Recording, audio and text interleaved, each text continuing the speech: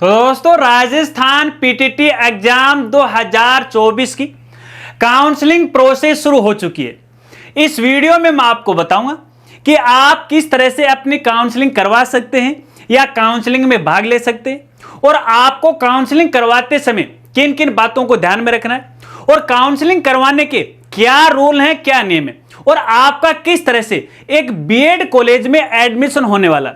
अक्सर हर साल है स्टूडेंट्स आती हैं काउंसलिंग में गलती कर देते हैं, इसलिए चाहते हुए भी उनको कोई भी बीएड कॉलेज हो नहीं मिलती है।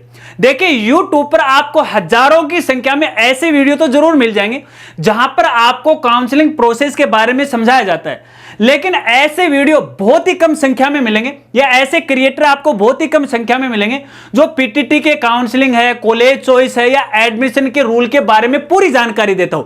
जानकारी वो भी देते हैं लेकिन आधी अधूरी देते हैं और मैं दावे के साथ कह सकता हूं जब आप ये वीडियो कंप्लीट देख लोगे ना तो पीटीटी काउंसलिंग या एडमिशन को लेके आपका कोई भी जो सवाल है आपके दिमाग में इधर उधर वो नहीं घूमेगा।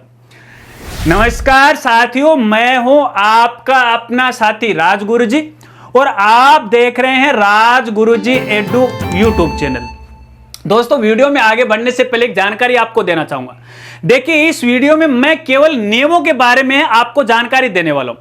यदि आपको पीटीटी की काउंसलिंग प्रोसेस देखनी है कैसे ऑनलाइन की जाती है, इसके लिए हमारा अलग से वीडियो है दूसरे चैनल पे जिसका लिंक आपको वीडियो के डिस्क्रिप्शन में मिल जाएगा, यहां से जाके वहां चले जाएगा, वो देख लीजिएगा। लेकिन जिनको नियमों के बारे में जानना है और जिनको फाइनल एडमिशन लेना है वो मेरे साथ है, वो आप बने रहेगा।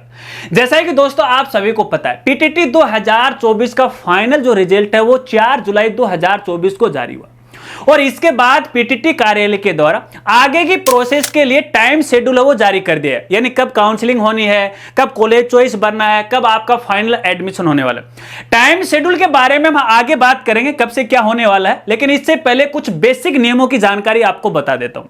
दोस्तों यहां पर पहली बात है कि जिन भी स्टूडेंट ने पीटीटी की एग्जाम दी अब उन सबको है काउंसलिंग में भाग लेना पड़ेगा।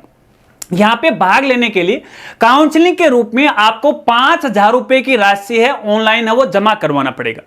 जब आप काउंसलिंग में भाग ले लेते हो 5,000 रुपए की राशि जमा करवा देते हो, उसके बाद आपको कॉलेज की चॉइस भरनी पड़ेगी, ये काम भी ऑनलाइन होगा।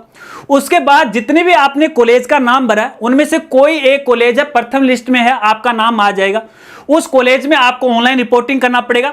ऑनलाइन ही आगे की फीस यानी 22,000 रुपए की फीस आपको जमा करवानी पड़ेगी और जब आप ऑनलाइन उसके काउंसलिंग करवा देते हो या ऑनलाइन रिपोर्टिंग कर देते हो किसी एक कॉलेज के अंदर, उसके बाद आपको व्यक्तिगत जाके उस कॉलेज में अपना फाइनल एडमिशन करवाना है और आपके दस्तावेज वो जमा करवाने। ये तो है एक बेसिक सी एडमिशन की प्रोसेस।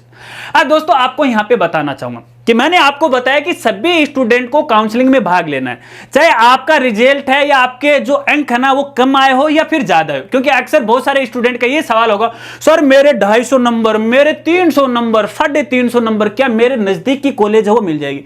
अरे भैया मैं आपको बताना चाहूंगा जिनके 200 नंबर भी आते हैं ना उनको भी बीएड कॉलेज है अपने ही नजदीक में मिल जाती है, लेकिन इसके पीछे भी शर्त है, कंडीशन है। क्योंकि यहां पे देखिए नजदीक में तो हर कोई स्टूडेंट अपनी कॉलेज की चॉइस है वो भरना चाहता है, डिपेंड करता है उसकी सीटों पे। देखिए पीटीटी के द्वारा 3-4 बार है ऐसी लिस्टें निकाली जाती हैं। जब यहां पे कॉलेज की सीटें खाली हो जाती हैं तो हो सकता है कि ऐन वक्त में लास्ट टाइम में आपको नजदीक कॉलेज में आपका एडमिशन हो जाए। अगर आपने कॉलेज चॉइस भर दी है, नजदीक में आपका एडमिशन है, दूर कॉलेज में आ गए, आपको पसंद नहीं है, मैं इतना दूर नहीं जा सकता, तो भैया पीटीटी आपको एक मौका देती है अपवर्ड मूवमेंट का।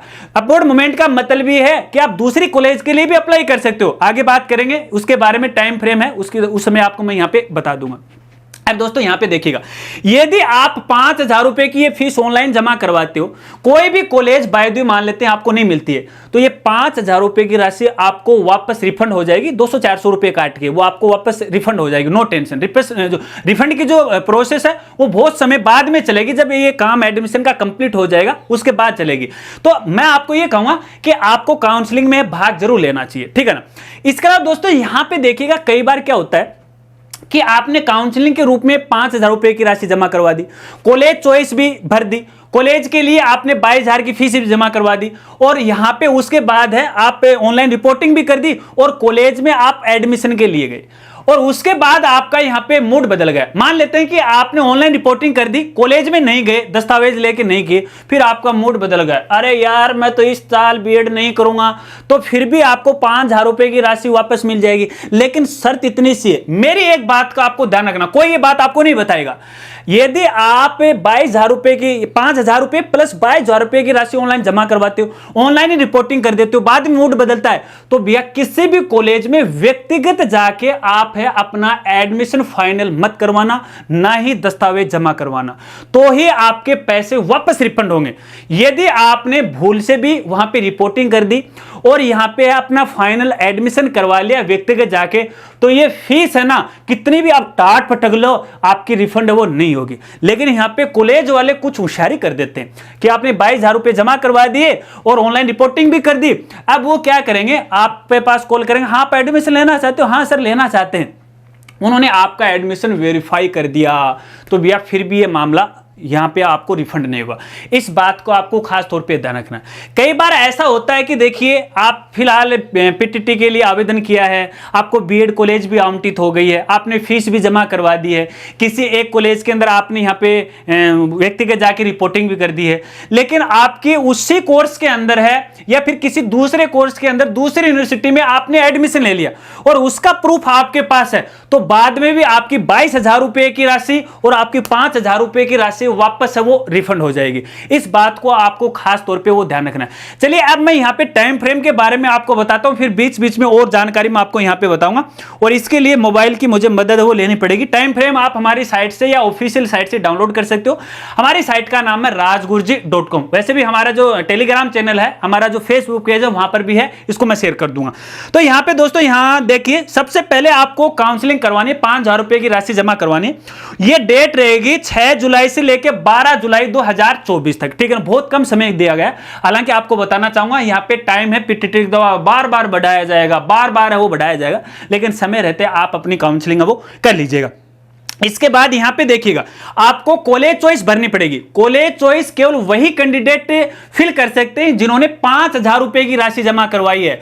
तो ये यहां पे कॉलेज चॉइस भरने की डेट रहेगी 7 जुलाई से लेके 14 जुलाई 2024 तक, ठीक है। इसके बाद यहां पे पहली मेरिट लिस्ट है वो निकाली जाएगी, यानी आपने जो कॉलेज भरी थी उसके बाद लिस्ट निकलेगी, तो पहली लिस्ट निकलने की डेट रहेगी 17 जुलाई 2024 तक। इसके बाद यहां पे 22,000 रुपए की राशि आपको ऑनलाइन जमा करवानी पड़ेगी। कॉलेज के लिए आपको ऑनलाइन रिपोर्टिंग करना पड़ेगा, ठीक है ना। ये जो डेट रहेगी यहां पे 17 जुलाई से लेकर 23 जुलाई 2024 तक। इसके बाद यहां पे देखिए, प्रथम काउंसलिंग के बाद यहां पे कॉलेज में व्यक्तिगत आपको यहां पे व्यक्तिगत रिपोर्टिंग करना है। यहां पे ये डेट रहेगी 17 जुलाई से लेकर 26 जुलाई 2024 तक, ठीक है। इसके बाद यहां पे देखिए, अपवर्ड मूवमेंट हेतु ऑनलाइन आवेदन करना। यदि आपको कॉलेज पसंद नहीं आई है, आपने 22,000 रुपए की राशि भी जमा करवा दी है, फिर मूड बदल गया, यार दूर है नहीं करूंगा मैं तो दूसरी कॉलेज में करूंगा, तो ये अपवर्ड मूवमेंट के लिए आप आवेदन कर सकते हो। यानी अपवर्ड मूवमेंट का मतलब है कॉलेज को बदलना, ठीक है। तो ये डेट रहेगी 19 जुलाई से लेकर 27 जुलाई 2024 तक। उसके बाद यहां पे देखिए, अपवर्ड मूवमेंट के बाद यहां पे लिस्ट निकाली जाएगी कि भाई कौन से कॉलेज में आपका नंबर आया है, तो ये डेट रहेगी 28 जुलाई 2024। उसके बाद अपवर्ड मूवमेंट के बाद जब आपको पता लग जाता है कि इस कॉलेज में मेरा नंबर आ गया, फिर आपको व्यक्तिगत जाके रिपोर्टिंग करना पड़ेगा उसके अंदर। तो ये जहां पे डेट रहेगी 29 जुलाई से लेकर 30 जुलाई 2024 तक। हालांकि अपवर्ड मूवमेंट के दौरान आपको फिर से 22,000 रुपए की राशि नहीं जमा करवानी पड़ेगी, लेकिन आपको ध्यान रखना है, जो कि सबसे इंपॉर्टेंट जानकारी है, आपने देखिए पहली दफा यहां पे कॉलेज चॉइस भरी, मान लेते हैं आपने केवल 5 कॉलेज चॉइस भरी है, लेकिन उन 5 कॉलेज के अंदर एक कॉलेज में आपका एडमिशन हो गया या लिस्ट में नाम आपका आ गया, और आप चाहते हैं कि यार मैं तो इसमें एडमिशन नहीं लूंगा, मैं तो अपवर्ड मूवमेंट के लिए अप्लाई करूंगा।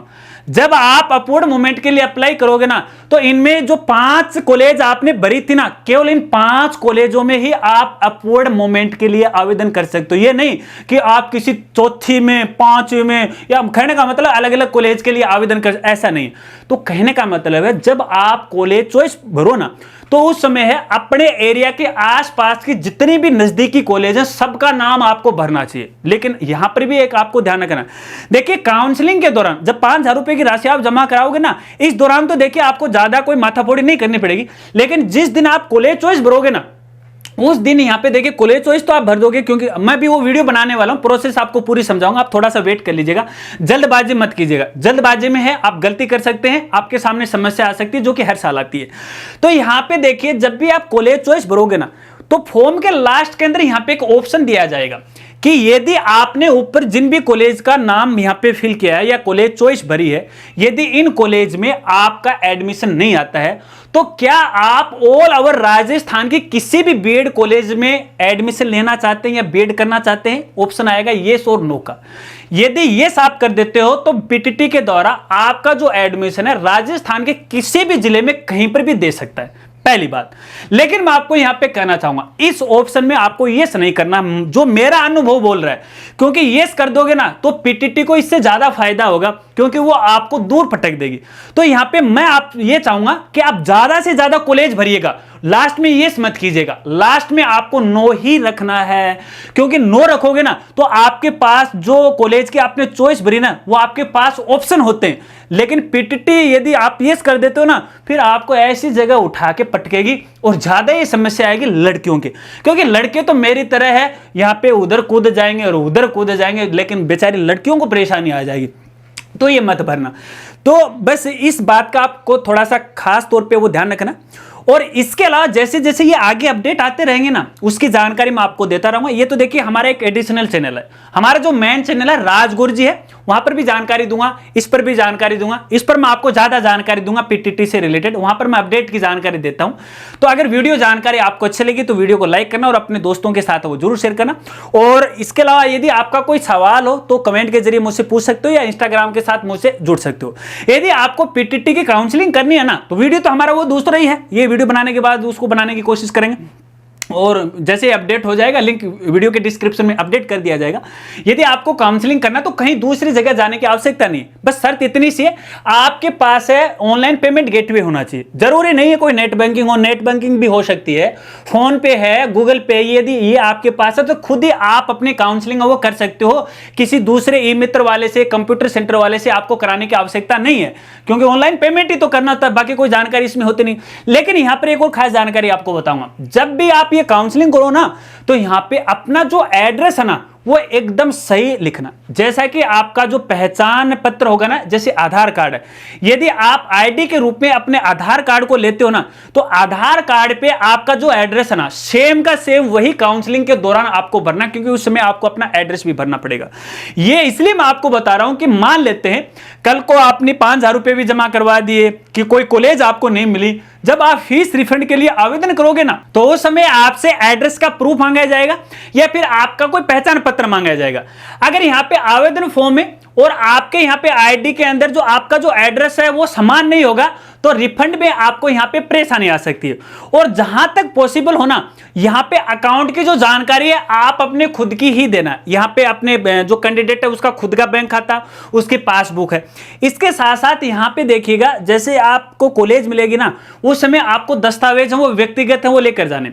जब आप कॉलेज चॉइस भरोगे और कॉलेज में आपका नंबर आ जाएगा तो उसके अंदर जैसे कक्षा 10वीं 12वीं की जो मार्कशीट है ना वो आपको यहां पे अपलोड करना पड़ेगा। और एक और सबसे खास बात देखिए, जब भी आप पेमेंट करो ना, चाहे वो 5,000 रुपए वाला करो या फिर 22,000 रुपए वाला करो, तो इसके जो पेमेंट रिसीट है ना वो अपने पास सुरक्षित रखना है।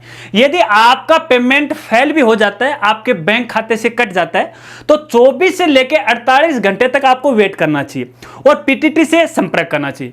अगर 24 से लेकर 48 घंटे बाद भी यदि आपका यहां पे पेमेंट सक्सेसफुली नहीं होता है तो मेरी राय में है आपको दोबारा पेमेंट करना चाहिए, क्योंकि यदि 2 बार पेमेंट हो जाता है तो आपका एक पेमेंट है वापस पीटीटी रिफंड कर देगा। यदि वो अभी तुरंत नहीं आएगा तो जब रिफंड की प्रोसेस चलेगी ना उस समय आप है इसके लिए आवेदन कर सकते हो। लेकिन शर्त इतनी है कि जो रिसीट नंबर की आपको आवश्यकता पड़ेगी, जो ट्रांजैक्शन आईडी है उसकी आपको आवश्यकता पड़ेगी।